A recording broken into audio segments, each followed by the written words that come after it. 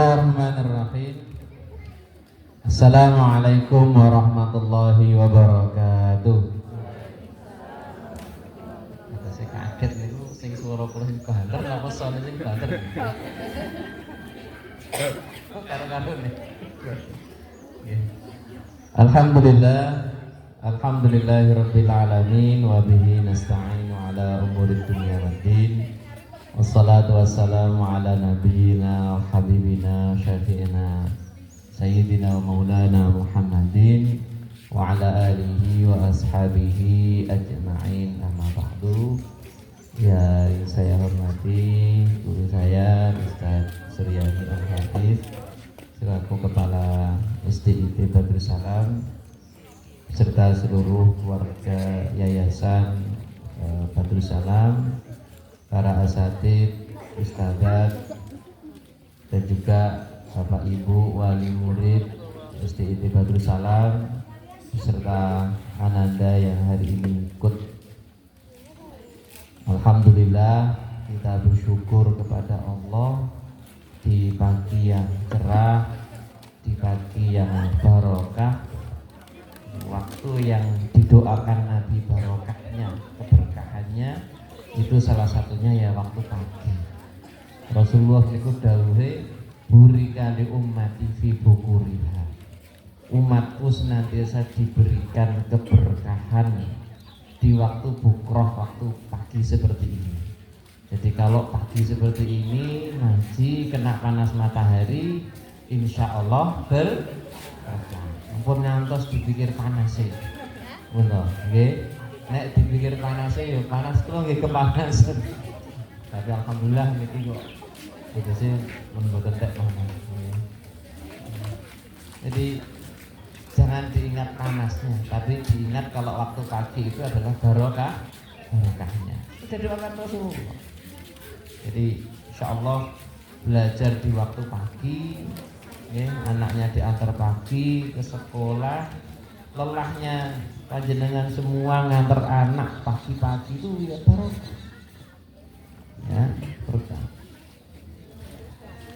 Allahumma salawat dan salam marilah sama-sama kita tujukan kepada panutan kita baginda Nabi Agung Muhammad sallallahu alaihi wasallam. Allahumma sholli wa sallim wa barik alaihi wa ala alihi. Jamaah sekalian, jamaah wali murid kalau jamaah nih. Kalau jamaah lu kalau kayak mama dede ya. Jamaah, jamaah ya. Ngeten. Bapak Ibu sekalian dimuliakan Allah Subhanahu wa taala. Jadi kalau para psikolog itu kan melarang kita untuk khawatir gitu. Psikolog, ahli psikologi itu melarang kita khawatir gitu. Gini mau gitu, gak boleh khawatir Pak Ustaz, gak boleh itu kan, gak boleh khawatir dan sebagainya. Tapi Islam itu agama yang memerintahkan kita untuk khawatir. Lo kok berkebalikan dengan psikolog misalnya ada pertanyaan begitu misalnya. Ya memang Allah memerintahkan kita khawatir. Tapi kekhawatiran yang bagaimana itu ada di dalam Al-Quran. Apa ayat yang memerintahkan kita khawatir itu? Beda ya, khawatir dengan takut itu beda. Karena kalau takut itu biasanya bahasanya khauf. Khawatir itu kan bahasanya waliyakhshal ladzina law taraku min khalfihim dzurriyyatan dhi'afan khafu 'alaihim falyattaqullaha wal yaqulu qawlan sadida. Jadi Allah Subhanahu wa taala memerintahkan kita untuk khawatir. Dan hendaknya kalian khawatir kalau meninggalkan dzurriyyah. Dzurriyyah itu apa?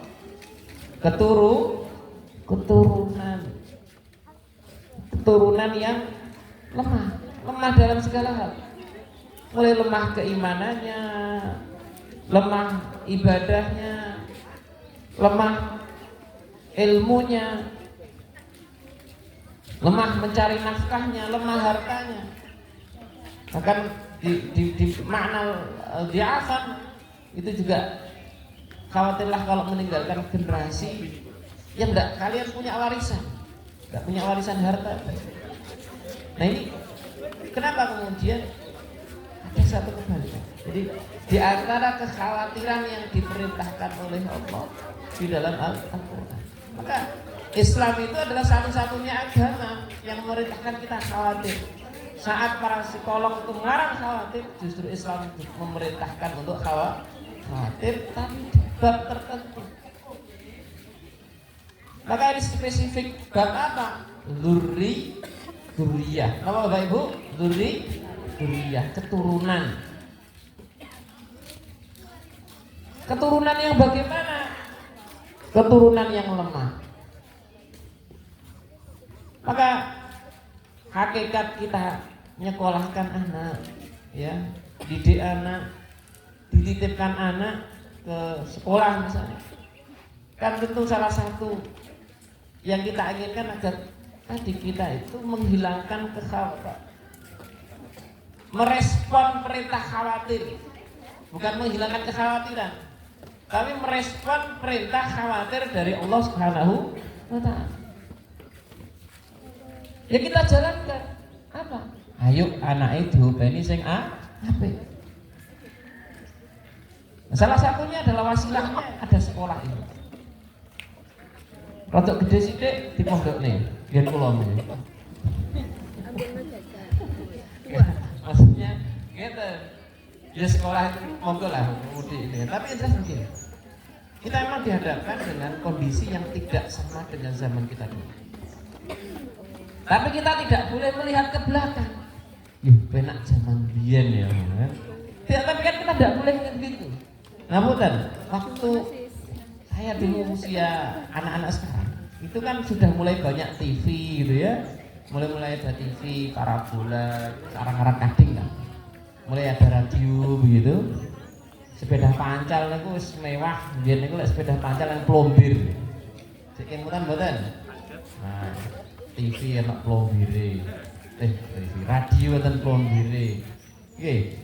Terus sepeda wonten plombir, atau plombir, pajak, plombir itu sampai Rp400, tapi nilainya Rp400 zaman itu ya bakso sak mangkok, bakso inilah 4 mangkok lagi, dan zaman itu sekitar Rp100 per mangkok.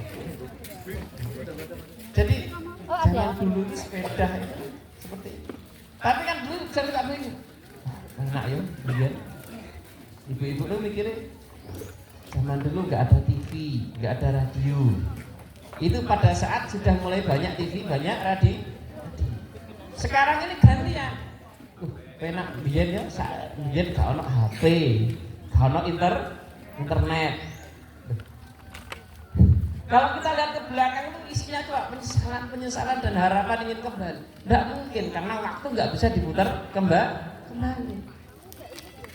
Coba jenengan kemutan. Dulu ada lagu yang dikarang oleh Kiai Bukhari siapa itu kan tahun 2000, tahun serba mesin, berjalan berlari menggunakan mesin, makan dan minum dilayani mesin. Apa lagi?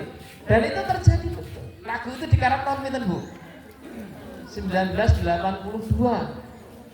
18 tahun sebelum tahun 2000. Sirohnya Kiai itu begitu.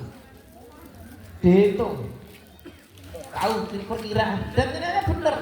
Sekarang itu kan makan dan minum dilayani mesin. Betul. Saat ini kalau ngeten Grab food atau mesin nanti. Itu basirannya dia itu begitu. Datang gitu kan, Masya Allah. Tapi kan kita tidak mungkin akan kembali di tahun 80 lagi saat tidak ada televisi, tidak ada radio. Dulu kalau mau ke radio aja tidak terpos kampling, Bu. Atau ke tetangga yang agak kaya sedikit lah gitu. Nonton TV ini kalau tidak orang kaya tidak bisa. Dulu bapak ibu saya belikan TV itu gara-gara apa? Tiap malam itu junjungi kulo kayak pemain tonggo itu. Karena apa? Setiap kali nonton itu mesti tiduran, dijunjung. Akhirnya dengan segala upayanya bapak saya beli televisi tahun 90-an itu 14.000. Ya, 14.000.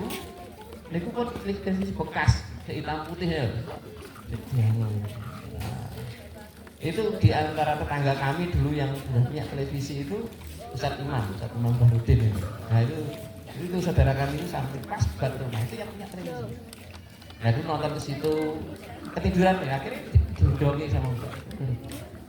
Kita kan tidak mungkin akan kembali ke zaman itu. Sudahlah kita benar. Zaman nggak bisa diputar kembali. Nah kita akan menghadapi generasi kita yang realitanya akan ketemu ini. Mesti ketemu ini sudah. Dan bahkan jauh lebih pintar daripada kita untuk menguasai ini. Dia apa nggih? Pintar jenengan apa yogane jenengan? Pintar yogane. Lagi ngomong ngene kok ya lebih telepon. Sisi kula arti. Nah, Bapak Ibu sekalian melakukan Allah Subhanahu wa taala. Jadi kita akan menghadapi realitas zaman yang terus berkembang. Perkembangan teknologi itu tidak bisa kita cegah. Anak-anak itu tidak mungkin kemudian akan terbebas selamanya pakai ini, terus susah. Kecuali kalau kita sudah punya banyak alternatif. Kalau zaman dulu kenapa kemudian banyak teralihkan? Nah, zaman riyen itu nggak ada game. Enaknya ngarit. Pulang sekolah niku kon ngarit golek rambanan ngoten. Nggih. Punya kambing, punya apa? Motoriknya jalan. Jadi pulang sekolah, ngarit, sawah, apalagi ada banyak aktivitas seperti itu. Sedangkan kita hari ini dihadapkan anak-anak dengan segala ininya, baik akhirnya di sekolah yang menggunakan ini. Maka juga perlu keseimbangan nanti. Nah, untuk merespon diafan tadi, ketika kita meninggalkan generasi yang lemah, maka kita itu juga harus cukup memahami, harus punya apa ya? Wawasan yang cukup tentang realitas zaman. Realitas zaman kita seperti ini. Maka tadi kita tidak mungkin kembali. Sekali lagi tidak mungkin kembali. Aja kok terus enek tulisan kayak tulisan nenek bak truk kok. Sik menak zamanku to ngono. Sudah sekarang itu sudah beda zaman sudah. Sekarang presidennya itu menantunya beliau. Dulu kan pas tulisannya itu kan apa? Gambarnya Pak Harto. Nah, sudah. Itu kenangan lah begitu aja. Ya, tidak bisa diputar balik. Ya, alhamdulillah sekarang realitanya adalah menantunya beliau itu. Semoga bisa meneruskan beliau kita aja. Ya. Nah, realitas zaman itu seperti ini. Akan ada terus perkembangan. Nah, kita sebagai orang tua, ketika sudah tahu titik lemah-lemahnya anak-anak kita, maka yang kita lakukan jangan terus kemudian kita ikuti apa jari kaca nih. Apa yang umumnya terjadi itu juga tidak harus semuanya adalah baik. Ya, jadi perkembangan zaman itu sebuah realita harus kita terima dulu. Sakit menerima nggih? Terima. Makanya tiap pagi itu kan kita diminta oleh Allah Subhanahu oleh Rasulullah itu diajarkan doa. Raditu billahi Rabba. Ya Allah, aku ridho engkau yang ngatur segala urusan ada ini. Sudah ridho aja dulu. Tidak usah disesali perkembangan zaman, kita ridho aja. Ini sudah diatur oleh Allah. Kita ridho dulu. Maka raditu billahi Rabba. Kata Rabba itu rububiyah. Meyakini bahwa Allah Subhanahu wa taala yang mengatur segala urusan yang ada. Menghidupkan, mematikan, menurunkan hujan. Bahkan yang sekarang itu dengan izinnya berkembangnya HP, itu sudah Allah yang menata. Maka setelah kita ridho kepada Allah Subhanahu wa taala yang menata ini semuanya, berikutnya apa? Wabil Islami dina. Pastikan kita tetap ridho bahwa Islam itu sebagai agama kita, panduan kita. Panduan kita itu sudah ada di Islam. Kalau terjadi seperti ini, apa yang harus kita lakukan? Di Islam itu ada. Lengkap. Kalau kita yakin tentang syumuliyatul Islam, tentang kesempurnaan Islam, tidak ada masalah di dunia ini yang nggak akan selesai kecuali apa? Dalam Islam. Selesai semua dengan Islam. Maka coba ketika membaca wirid itu, raditu billahi Rabba, sudah realitanya kita terima. Wabil Islami dina, darahnya Islam sudah ada semuanya. Wabi Muhammadin Nabiyya wa Rasulah. Contohnya ada di Rasulullah sebagai Nabi, sebagai Rasul. tinggal kita ini mengambil pelajaran dari contoh kita Rasulullah itu seperti apa Bapak Ibu. Maka kalau sudah kita tahu realitanya, kondisinya, dan kita sudah diperintahkan Allah untuk khawatir kalau meninggalkan generasi yang lemah, ayo kita respon bareng-bareng. Kira-kira anak kita itu nanti akan seperti apa? Rasulullah SAW itu tidak menuntut kita. Islam itu tidak menuntut kita untuk warna yang lain, tidak. Hanya ingin, jadi begini, sederhananya begini. Kullu mauludin yuladu alal fitrah. Setiap yang lahir itu lahir dalam keadaan fitrah.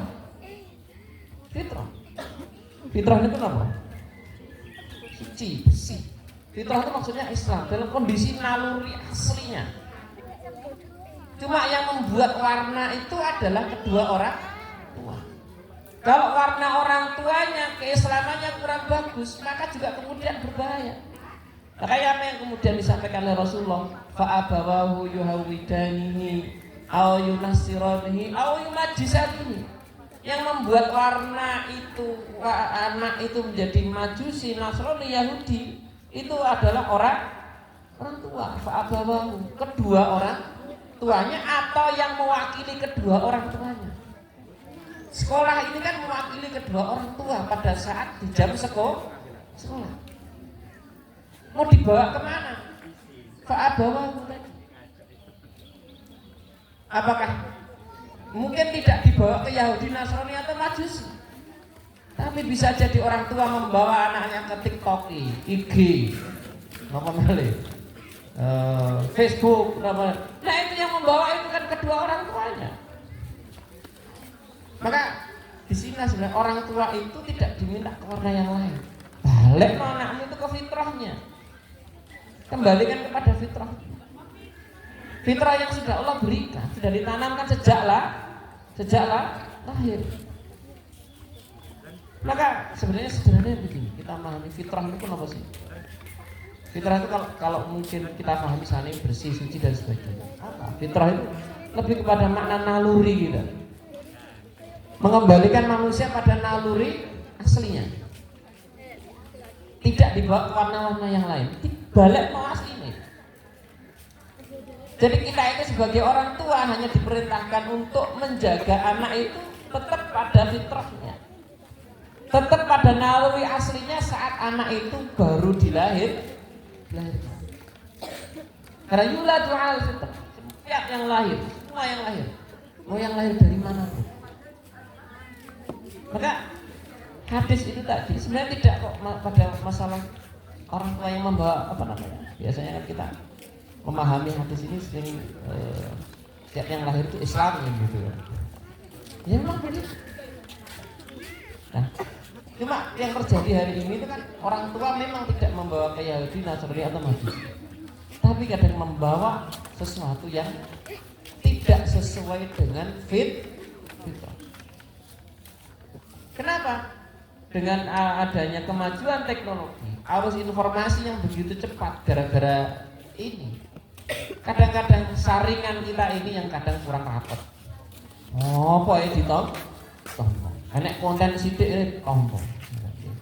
Apalagi kemudian ketika kita nggak bisa memvalidasi ini benar atau tidak. Alat ukur kebenaran itu sekarang itu bukan lagi dalil, tapi apa? Viral. Tak juga ini. Alat ukur kebenaran yang sekarang itu begitu. Pokoknya syukur viral yang dianggap bener itu. Nah ini kadang-kadang kita terjebak pada sesuatu yang viral. Maka kita tidak boleh kembali ke situ. Ayo, kalau memang misalnya ingin bertambah keilmuannya, jangan mengandalkan ini Bapak Ibu. Gunakan apa? Ya belajar, datangi guru. Datangi guru. Jangan kok dididik oleh konten ini itu ambil ini. Saya salah satu contoh yang saya tidak sepakat itu adalah soal masalah adab. Ada yang bilang adab itu kultur, akhlak itu dari agama. Enggak, adab itu juga dari Islam. Adab itu dari Islam. Islam. Jangan dipisah-pisahkan. Kata siapa adab itu dari kultur budaya umumnya? Tidak.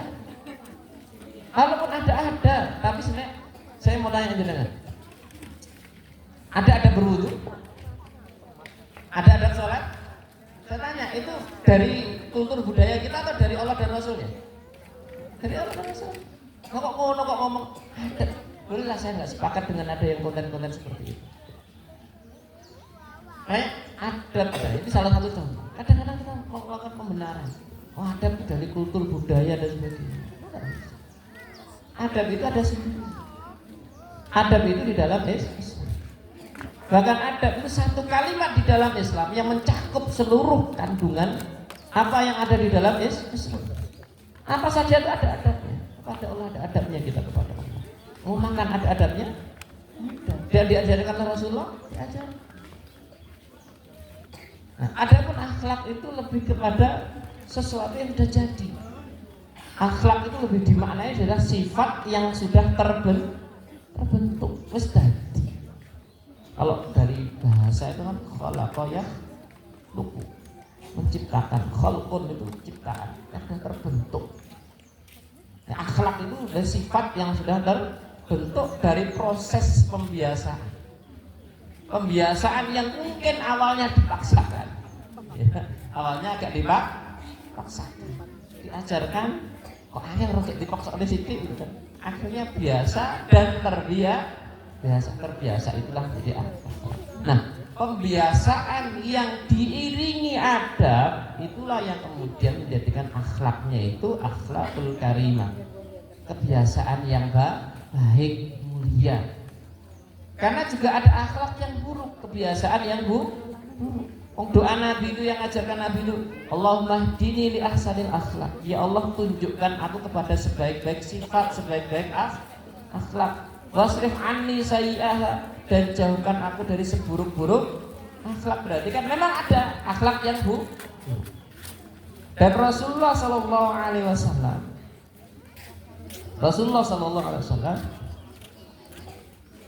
itu dipuji oleh Allah di dalam Al-Quran karena keagungan akhlaknya. Wa innaka la'ala khuluqin azim. Sebagaimana dalam surat Al-Qalam ayat 4, dan sungguh kau wahai Muhammad adalah orang yang berakhlak agung. Akhlak yang agung tafsirnya apa? Ada di Al-Quran salah satunya. Adab-adab Al-Quran. Nah, maka ini contoh case.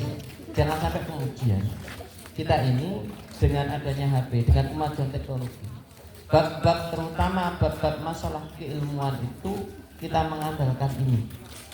Ya, ini boleh hanya menyerap informasi, tapi validasi benar, tepat atau tidaknya tanyakan kepada guru. Guru jangan terserah. Di majelis taklim jangan punya guru. Di musola masjidnya ada kiainya, tanya, itu jauh lebih valid. Kenapa? Ilmu itu harus bersanad. Siapa sandaran ilmunya? Kalau jangan nanti di hari kiamat, kowe nglakoni kaya ngono kuwi, misalnya kan, dari oleh tanya misalnya, dari mana? Dari TikTok, dari IG, itu tanggung jawabnya pripun coba? Ya udah, bersandar aja sama guru, datangi guru, majelis ilmu, majelis taklim, datangi, tanyakan. Ya. Kalau tidak bisa datang langsung, telepon, tanya, Pak Guru, Pak Ustadz, niki pripun, saya mendapatkan begini, saya ini tidak masalah. Itu jauh lebih baik. Kenapa? Ada sandaran ilmu.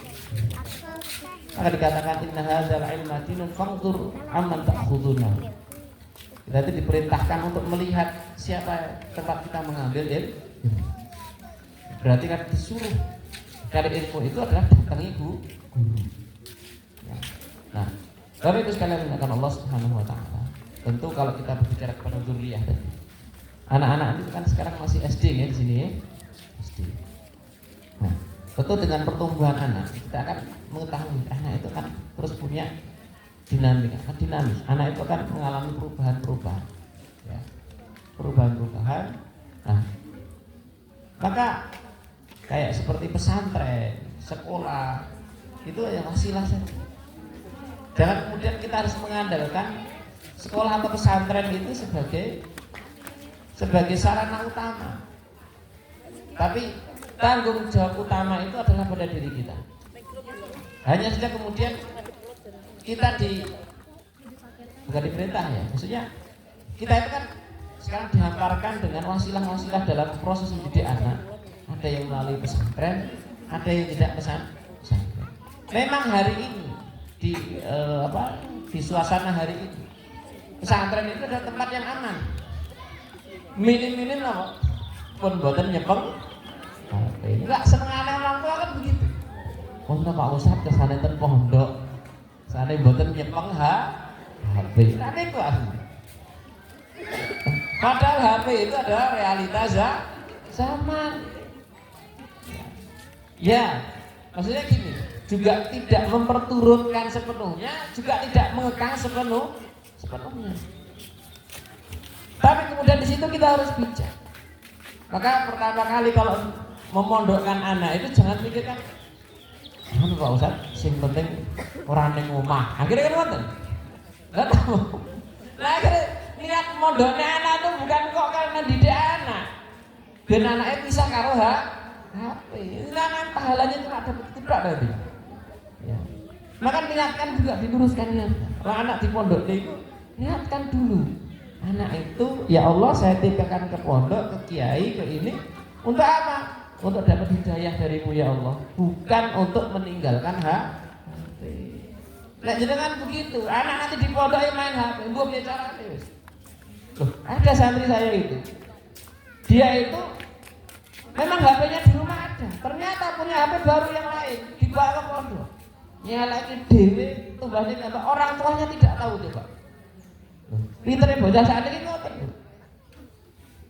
Makanya kalau misalnya memondokkan anak, jangan karena tadi memisahkan anak dengan HP. Kalau jangan begitu, anak nanti ya gitu akan cari jalan untuk ketemu HP dimanapun tempatnya.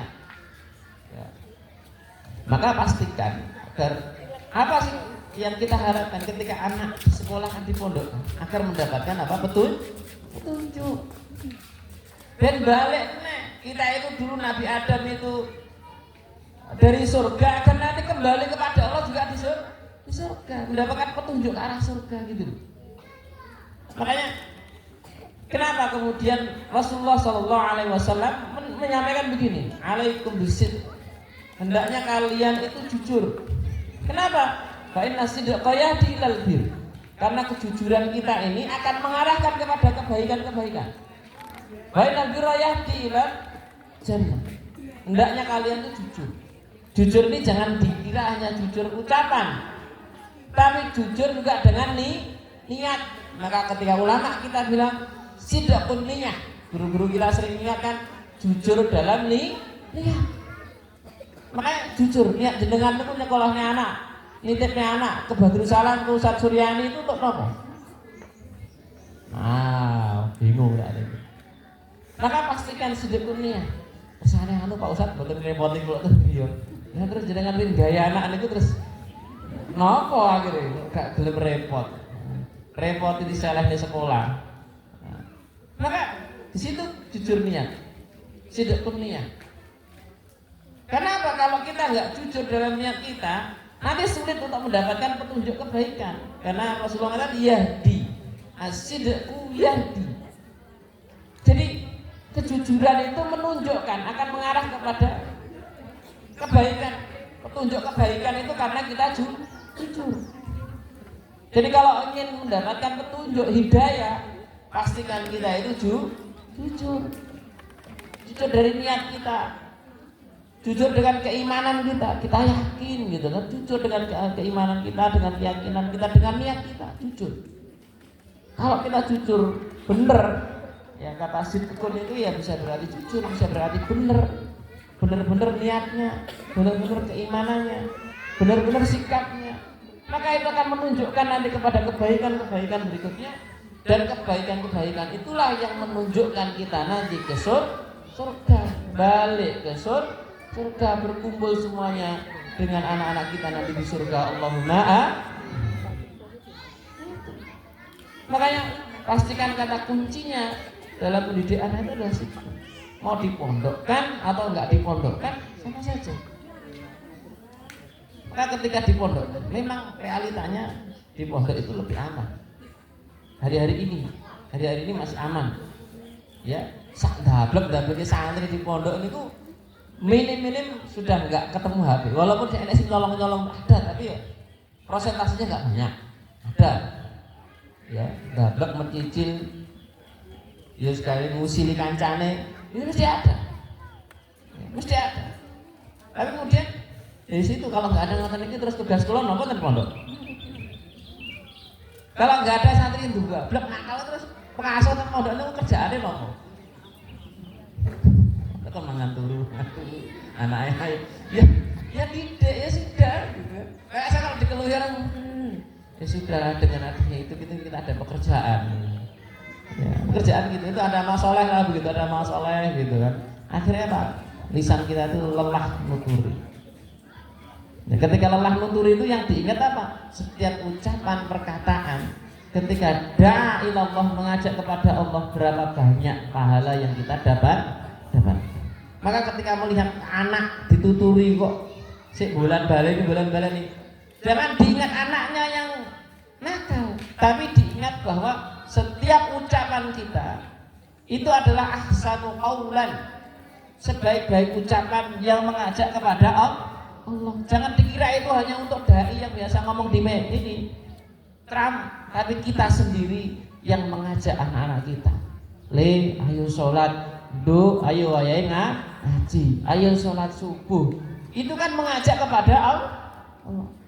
Kita ini kadang-kadang ketika memahami ayat wa man ahsanu qaulan mimman da'a ilallahi wa 'amila shalihan, itu selalu yang diingat adalah para penceramah di hadapan jenengan, bukan. Kita sendiri yang ngajak anak-anak.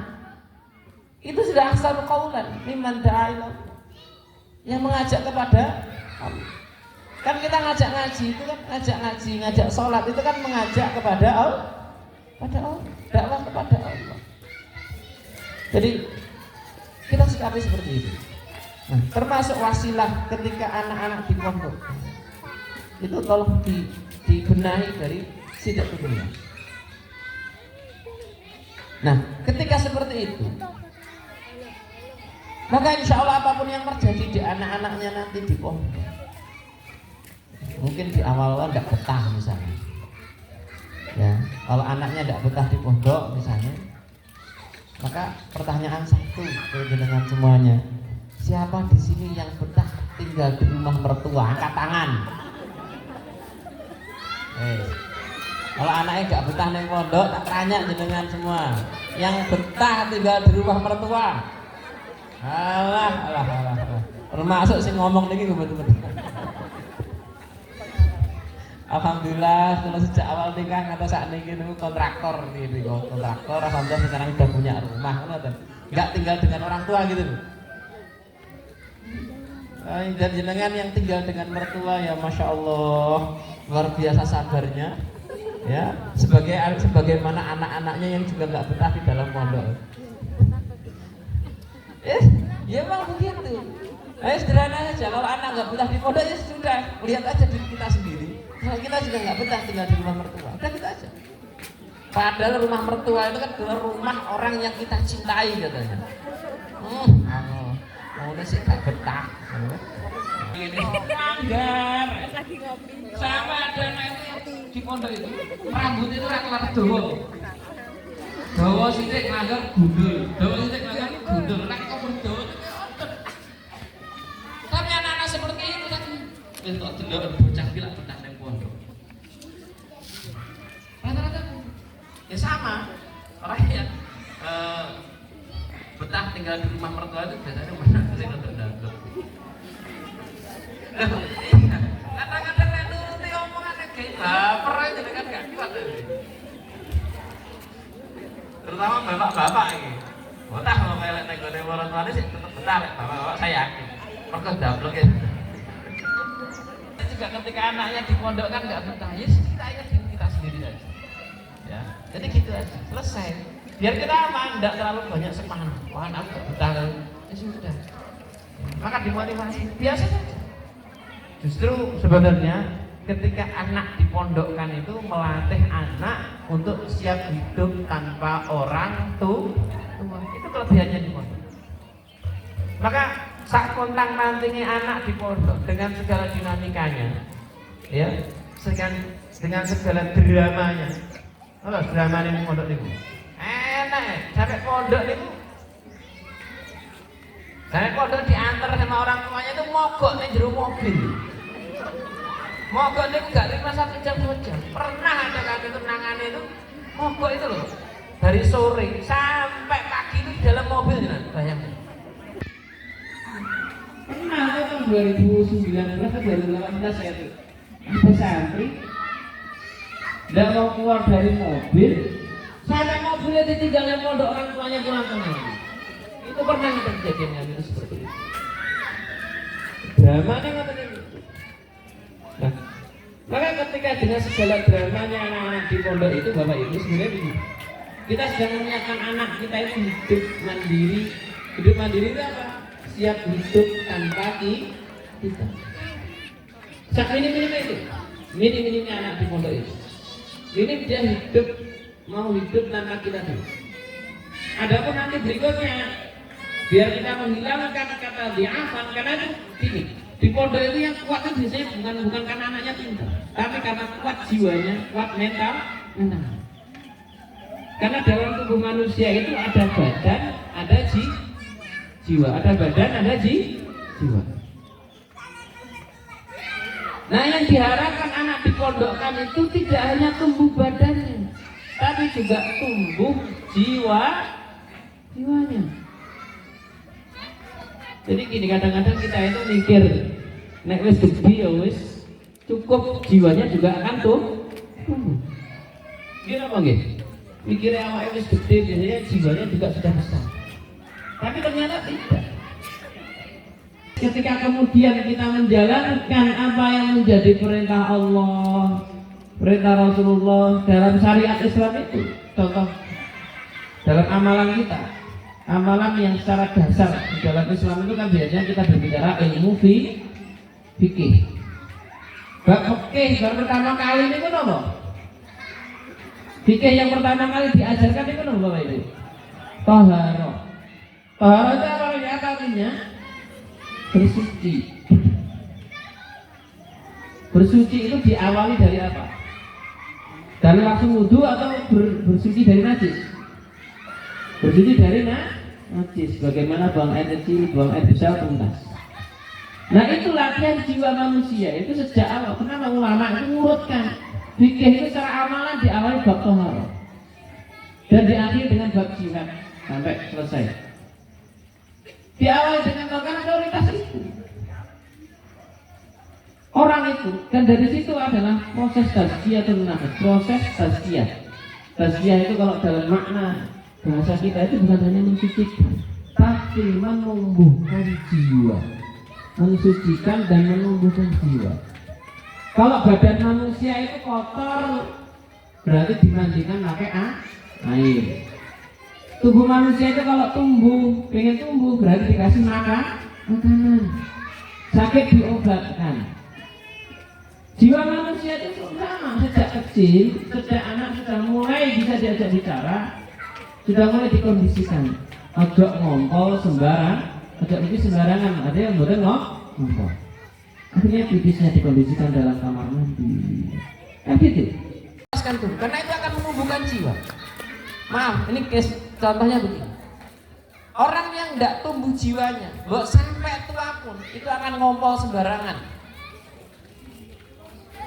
Aku lihat nggak ada orang sudah tua, pipis itu sak gonggong. Yo nek ban truk, apa? Nek pojokan, apa di mana begitu? Berarti kan seperti apa? Seperti anak kecil pipis sembarangan. Artinya apa? Di situ jiwanya di bab itu tidak tumbuh. Makanya sering ada ungkapan, wis gede barang kok koyok bocah. Yang koyok bocah cilik itu badannya atau jiwanya? Nah, jiwa itu kan banyak ininya, posisinya. Dia masih seperti anak kecil ngompolan di mana-mana. Pipis saenggon. Kenapa? Karena tidak dituntaskan dari awal. Sampai kan coba pernah mendengar hadis bahwa banyak ahli kubur disiksa karena masalah air pipis, kencingnya nggak tuntas. Belum nanti wudunya, belum nanti sholatnya. Proses dalam Islam itu semuanya akan mentazkiyah, akan menumbuhkan dan membersihkan jiwa. Maka kalau sering kita mendengar ada kata tazkiyatun nufus, itu bukan hanya mensucikan jiwa. Karena kata zakat atau zakat itu artinya adalah suci dan tumbuh. Tahura wa nama kalau menurut bahasa itu. Jadi kata tazkiyah itu adalah mensucikan dan menumbuhkan. Nah, jiwa itu kan dibersihkan, disucikan ya dengan syariat itu. Ditumbuhkan juga dengan itu. Ya dengan apa? Dengan amaliyah yang sudah diurutkan kan tadi. Karena jangan kok sampai ke manasik haji. Apa namanya? Bersucinya saja belum tuntaskan dulu. Karena ini tahapannya. Karena kuncinya sholat itu adalah bersuci. Miftahus sholat tohar. Kuncinya sholat adalah apa? Bersuci. Kalau tidak suci gimana kemudian sholatnya? Eman-eman. Maka adalah proses tadi. Dan disekolahkan atau dipondokkan. Itu maksudnya begitu. Agar anak tidak hanya tumbuh badannya, tidak hanya tumbuh akalnya, tapi juga tumbuh jiwa. Maka jangan sampai ibu, bapak, ketika anak kita besar, badannya besar, akalnya juga pinter, orang kuliah ya kamlut, ya kamlut namun kau, pokoknya apa wes nilainya apa wes, pokoknya nilainya dhuwur, sampai kemudian dapat pekerjaan yang baik, gajinya ya dhuwur, tiba-tiba stres, tiba-tiba depresi. Jadi yang depresi akalnya, badannya atau jiwanya? Jiwanya. Maka kalau orang sudah sakit jiwanya, masuknya ke rumah sakit jiwa. Maka bisa jadi itu kenapa? Bisa jadi karena jiwanya tidak tumbuh. Karena apa? Sering dimanja-manja, sering ini dan sebagainya. Akalnya tumbuh, badannya tumbuh, tapi tidak tumbuh jiwanya. Ketika menghadapi masalah besar, ibarat anak kecil usia 5 tahun gendong beras 50 kilo, ambruk no badan, ya kebruan malah. Karena ya seperti itu, jiwanya tidak tumbuh menghadapi masalah di pekerjaan yang sangat berat, akhirnya dia depresi. Karena itulah pentingnya kemudian di dalam Islam itu ada amalan-amalan tadi yang kemudian itu menjadikan anak-anak itu jiwanya tumbuh. Ini yang jadi masalah. Kenapa ini saya sampaikan? Ada urutan-urutan di dalam Islam yang sekarang itu sering diloncati. Namun saya termasuk yang tidak sepakat anak TK itu ikut manasik haji dan umroh. Mending TK itu selesaikan bab taharah itu. Mending itu. Saya termasuk yang nggak sepakat. Karena kapasitasnya di ilmu fikih itu ya tahu. Kenapa harus diurutkan ini? Oh nanti loh kita itu mau haji mau umroh. Itu sing ngurusi manasik, sing akan belajar manasik itu juga tidak ada KBIH-nya atau biro haji atau biro umroh nanti dilatih nek. Dan penggunaannya kan haji dan umroh apa setiap hari? Setiap hari buatan? Yang dipakai setiap hari itu yang harus kita tuntaskan. Karena itu ada proses anak-anak itu tumbuh. Jangan sampai tadi. Jangan sering mendengar kata generasi setelah pinter, badannya bagus, akalnya juga pinter. Nangin jiwanya roh, tapi jiwanya kecil, tidak tumbuh. Jadi jangan salahkan ketika menghadapi sebuah masalah besar, anak itu tidak mampu menghadapi masalah besar. Itu bukan karena kurang pinter, bukan kurang besar badannya, tapi belum tumbuh jiwa. Makanya Rasulullah mengatakan, Innallaha la ya'jabu lisyabila sabwata. Allah suruh takjub kepada seorang pemuda, orang berarti yang tumbuh besar, la sabwata, tidak memiliki sifat kekanak-kanaan. Berarti yang dimaksud jiwa kekanak-kanakan itu jiwanya, yang nggak ada jiwa kekanak-kanakan. Jadi tumbuhnya setara, dia badannya, dia jiwanya, dia akalnya. Maka kalau dalam lagu kebangsaan kita, bangunlah jiwanya, bangunlah badannya. Jiwa dulu atau badan dulu? Jiwa. Kata jiwa dalam bahasa Arab itu an-nafs. Kata an-nafs di dalam Al-Quran jumlahnya ratusan kali lipat daripada penyebutan badan. Di dalam Al-Quran kata an-nafs itu jumlahnya 295. Ya, 295 Allah menyebutkan kata an-nafs. Walaupun tidak semuanya maknanya adalah jiwa, tapi filosofinya mengarah pada an-nafs. Ya. Sedangkan kata badan, kata jasad itu sedikit sekali di dalam Al-Quran disebutkan. Menandakan apa? Para ulama menyebutkan hendaknya kita lebih fokus pada pertumbuhan jiwa daripada badan. Sedangkan kita hari ini kadang terfokus pada tumbuh kembang badannya, tapi lupa pada tumbuh kembang jiwa. Maka anak-anak disekolahkan, bahkan nanti harapannya dipondokkan itu coba niatkan untuk menumbuhkan jiwa. Kenapa? Allah Subhanahu wa taala berfirman, "Qad aflaha man zakkaha wa qad khaba man dassaha." Ketika Allah sudah bersumpah wa nafsi wa ma sawwaha, demi jiwa dan penyempurnaannya, sukses qad aflaha, sukses orang yang mampu mensucikan dan menumbuhkan jiwanya. Wa qad khaba man dassaha, dan sebaliknya kalau kita tidak bisa mensucikan, justru kebalik. Saya kira itu Bapak Ibu sekalian, dan jam 7.11 dan sudah mulai panas. Mungkin ada yang mau ditanyakan. Kalau melihat auranya ini kok kayak nggak ada yang nanya. Ini karena kepanasan, nomor karena nomor Bu?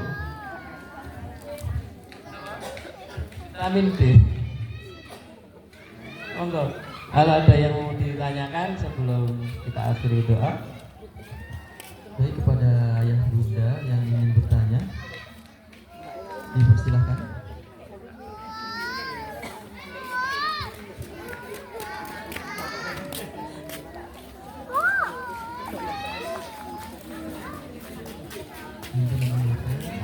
Cukup? Karena sudah kepanasan ya.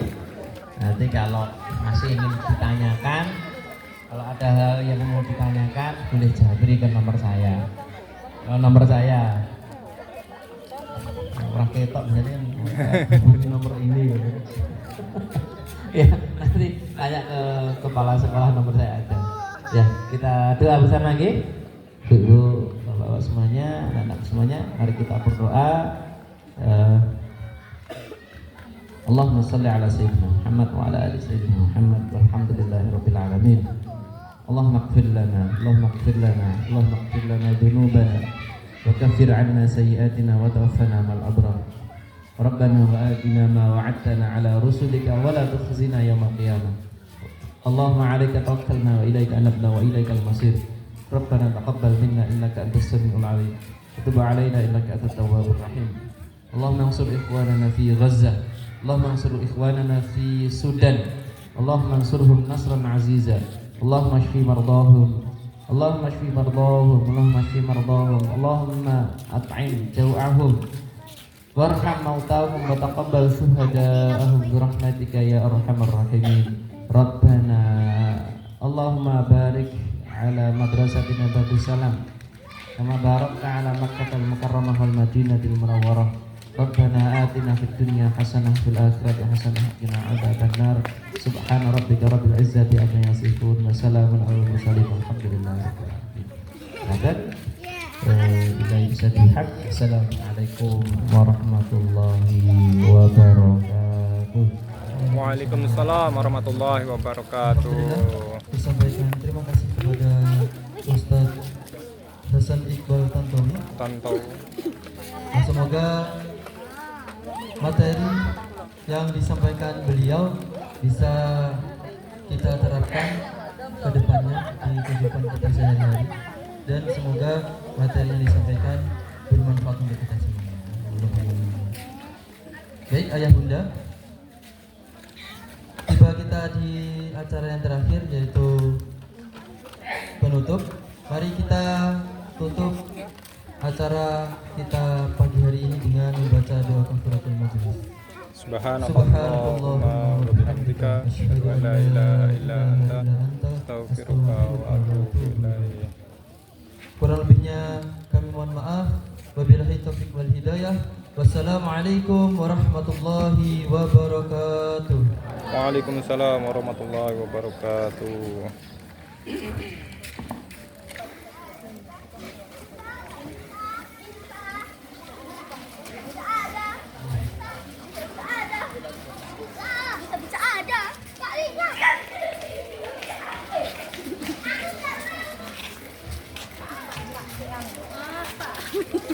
Maaf. Prim, apa ya? Satu.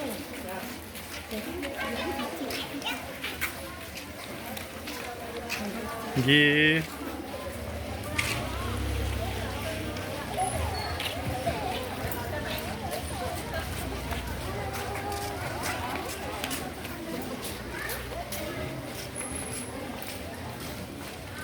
Baik, kepada yang diinformasikan ada uang tertinggal di bagian sebelah kiri.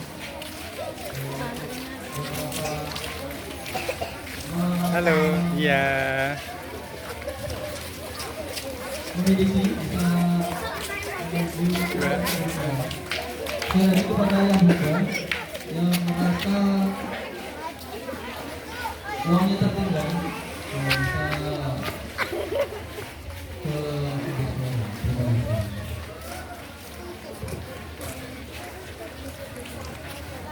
Petugas.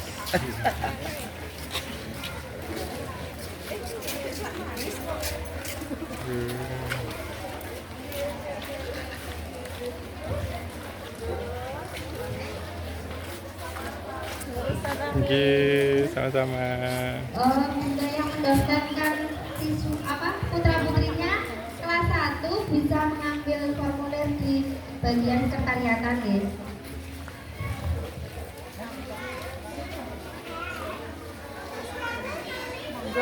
Nggih, monggo-monggo Bu. Matur suwun. Iya, terima kasih.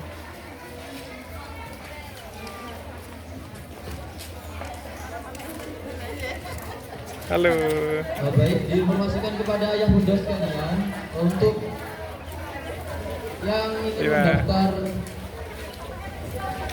inden ke sekolah kita SD di Darussalam bisa ke meja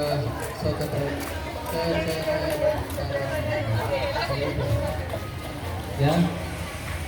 Sekali lagi kepada ayah bunda yang ingin mendaftarkan putra putrinya ke SD di Darussalam bisa ke meja kesekretariatan. Terima kasih.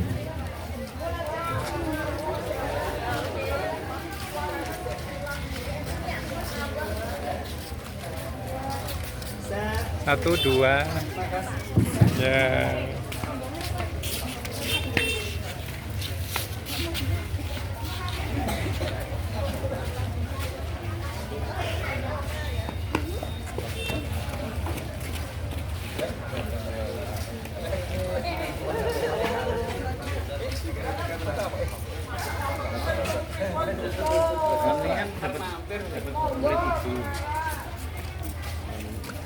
Terima kasih Pak. Waalaikumsalam.